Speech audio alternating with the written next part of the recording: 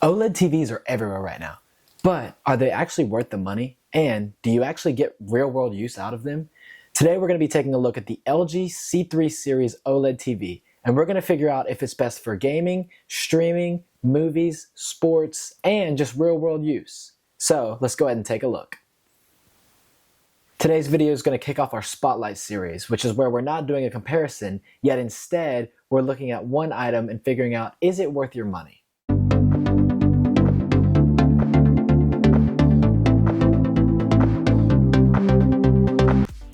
Here's a close-up look of the LG OLED C3 TV.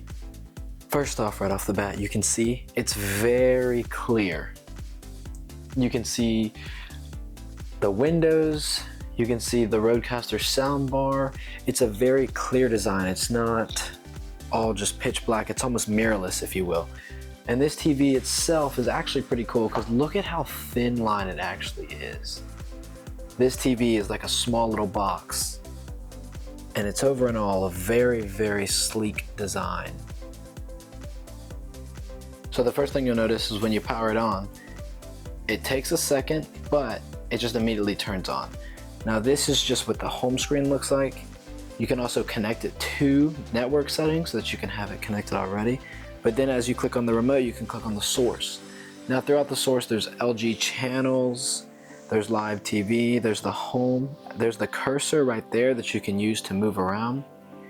I have a PlayStation hooked up, Amazon Fire Stick hooked up, and an Xbox console hooked up.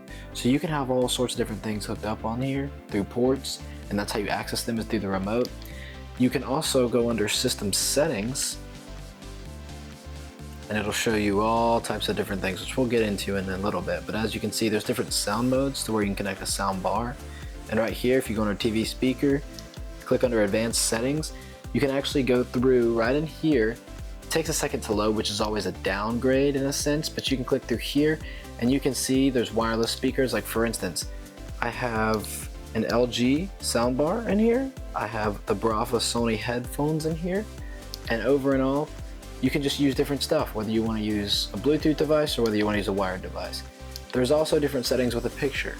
So for instance, you can go under Advanced Settings for those, and you can see the brightness, the color, the clarity, all the good stuff. Hitting on the brightness, I have the OLED Pixel in energy saving, which is actually pretty cool because as you can see here, when it's not on energy saving, you can take it and you can do motion picture.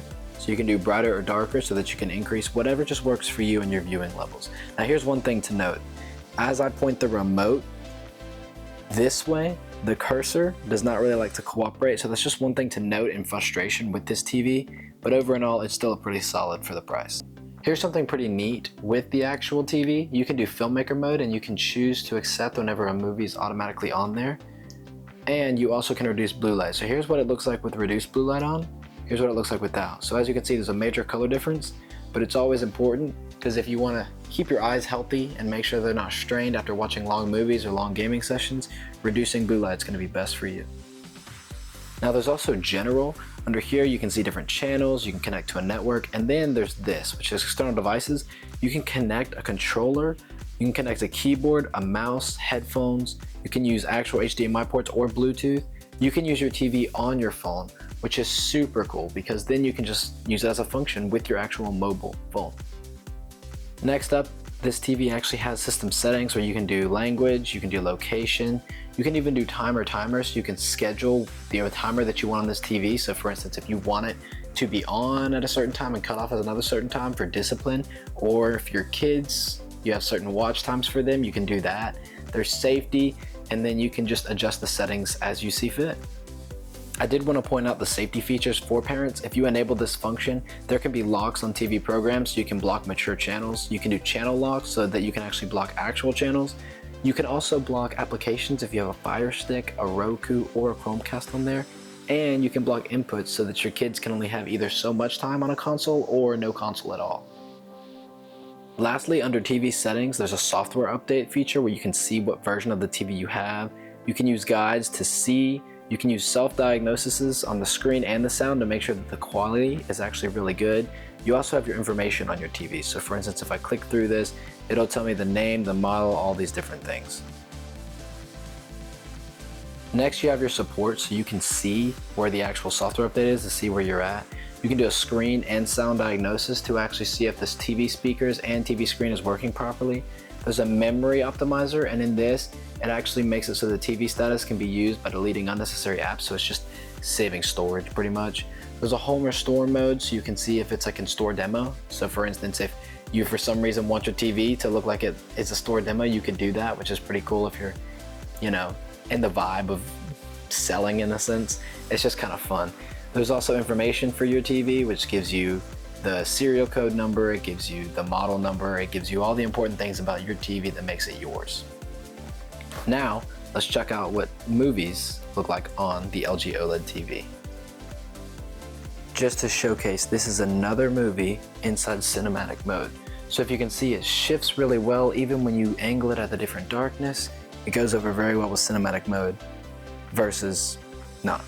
Here is the TV in sports mode. As you can see, it looks really good. It's big, so it's nice you can watch it, and over and all, it just creates a good picture. So who is this TV actually for? Well, if you're looking for something budget friendly, I would not recommend this TV because the price of this TV is around $1,400, but it sometimes may go on sale for $900. However, this is not at all a budget friendly. This is a higher end product, and if you are looking for something cheaper or you just want to watch movies or just stream TV shows, I would not recommend this TV. However, if you're someone who is looking for high-end gaming, high-end sports, or high-end movie quality like you're in the cinema itself, then this TV is for you. Next up is the game optimizer. We can click on that and it'll take us to, again, it takes forever to load, but here's what's cool. So like right here, I have it set on role-playing game, but you can have it on first-person shooter, you can have it on sports, you can have it on standard, or you can have your own custom, whatever you want it on. I just like having it on an RPG because it gives you 60 FPS and it gives you a black stabilizer of 10. You can also do input lag delay. When you click on this, you can boost it. That way it minimizes your input lag if you're doing competitive or ranked or battle royale style games of anything of the sorts. This is darkroom level. So for instance, if I have it off, it makes it brighter. It just depends on how dark your room is. Like my room's pretty dark. So like I'll just put this on a lower level. And you don't have to, you can make it brighter. It's all up to preference. Now here's something else that's interesting. You have the multi-view, which when you open this up, it'll split it so that you can do a side-by-side or something else of the sorts. You can play games side-by-side. You can have a monitor set up and have the monitor and the TV set up together. And overall, it just makes for a pretty neat design. Something else that's cool to note is you can do AirPlay, you can do web browsing, you can do a camera so that you can stream. You can also do YouTube so you can watch a guide while playing your games, or you could screencast to something else.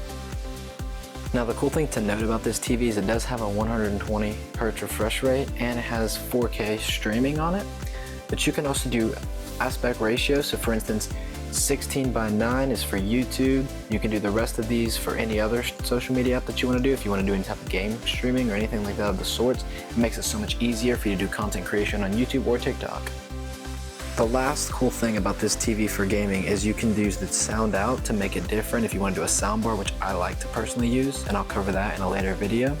But you also have Dolby Atmos on here, which is great for sound quality. And on top of that, you have AI algorithm to determine clear voices and immense surround sound so that you can get that crisp audio. You can hear the footsteps of your character walking and everything of the sorts. But let's test it out with the game and see what it looks like. Okay, so here we're just playing an Assassin's Creed game. As you can see, it takes up the whole screen of the TV super well. It's awesome, but on top of that, look at how naturally it flows. Obviously, you're looking at it through the lens of a camera, so you can see a little bit of the pixelated, but on my screen, it's not. So I'm gonna zoom in as much as possible, but as you can see there, it looks really good. The picture quality is great, the TV itself is amazing, and over and all, it can do anything you need it to. It can stream, it can play games, you can do sports, you can do cinematography, it can do everything that you need a TV to do with this TV. For families, this TV is perfect because you can put it in your living room and you can watch high-end quality movies with a soundbar maybe plugged up. It would sound even better. But if your kids get out of school early and you're at work and you kind of don't want anything bad to pop up, whether it's gory or horrific or graphic by whatever means, you can put restrictions on there so your kids can still watch through the TV and you don't have to worry about anything bad happening.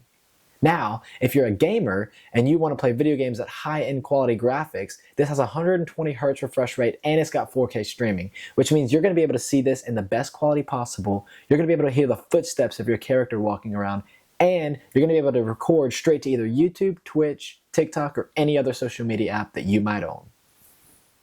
Here's something else that's cool about the LG TV. So right here, as you can see, there's a little clock and there's the date. And the little clock just turns. It's like an idle animation to showcase that your TV's off, yes, but it's just cool because it doesn't just turn off on its own. It gives you little idle animations and you can change them in settings to be something completely different. However, this one is just, in my opinion, my personal favorite, and it's the best. But overall, it's pretty neat. Something interesting to note about the TV, it's got ports right here so you can plug in. There's two USB-Cs. There's a mini HDMI, there's HDMI ports, and as you can see, I have LED light strips plugged in there so you can have them behind the TV. You will need a TV mount if you want it to hang up there, but you can also have a TV stand, which is pretty cool. But overall, like, the TV itself reflects so well. It's so good. Like, you can see, there's my crew neck, there's my ring light, there's the Rodecaster soundbar. There's so much stuff that you can see with this TV. And then, if we power this off, it still looks good over and all. But now, let's go ahead and take a look at what the TV looks like in function. Okay, so the first thing that comes with the TV is actually the first remote. Now this remote is the one that you're gonna use for everything. As you can see, it's got Netflix, Prime Video, Disney Plus, LG channels, which we'll get into more later in the video. But you can also actually access Alexa. So since it's a smart TV, you can use an Amazon Alexa, Echo Dot, or anything like that to work your TV. This remote right here is overall pretty easy to use. It's easy to navigate. There's not really too much going on about it that's overwhelming by any means. Something I will note is it's just like the other one. It's got a finger rest on the back, and it's got the pull down to where you put your batteries in there so that you can easily access it. There's also the power button on the top, and there's volume control. So this remote is perfect for those who need something simple without having to worry about all these complex streaming services or features. The last thing that I want to point out about these remotes is the main remote is actually a lot bulkier and heavier than the Magic remote, and this is just because obviously it has more features on it. I just also want to hit on these LG channels. You have live ones, you have movies and TVs, you have resolutions, which is cool, sports, you have stuff for the kids, and then you have the NCAA division. Due to some of the settings that we looked at, like the darkroom settings where you can do either none, level 1, or level 2, this TV really shines in a darker lit room. It does not shine something as bright just because it's kind of mirrorless design, so it's going to pick up everything around it. So oftentimes when I have everything all lit up and I'm looking at this TV, I can kind of see my reflection, or I can see things in the background. And as you saw through the B-rolls that we had, you were able to see some of the stuff in there, whether it was a crew neck, whether it was the Rodecaster, which is behind me, whatever it may have been, you were able to see it through the screen. So imagine that, but when the TV is actually playing itself and it's in a bright lit room and you're trying to watch a movie, you don't want to be distracted by something that's in your room or inside the place that you're watching it at. So that's also something to note, that this TV really does thrive in darker lit settings. However, it does still work well in brighter rooms, but that is one nitpick that I will tell you about that I've noticed just throughout the years of using this TV, is that you can see stuff in the background if you pay attention close enough. Overall, this is a great TV. However, it is not a one size fits all. This TV is either big or either small for your room. It's not going to be something that you can just find in all shapes and sizes that'll work. But my final thoughts on this TV is it is a premium product. It is great for gaming, streaming, sports, high quality movies, and even YouTube itself. So if you're looking for something along those lines that you want to either share with your family or you just want to have for yourself, then this TV might just be right for you. And it has all of these things accumulated into one device so that you can easily stream it or you can easily watch it yourself for daily use. So with that being said, I hope you check out the affiliated links below and you take a look at this TV for yourself and you decide maybe this is the right one for me. My name is Bryce. Thank you for hanging out in the studio today, and we'll see you next time.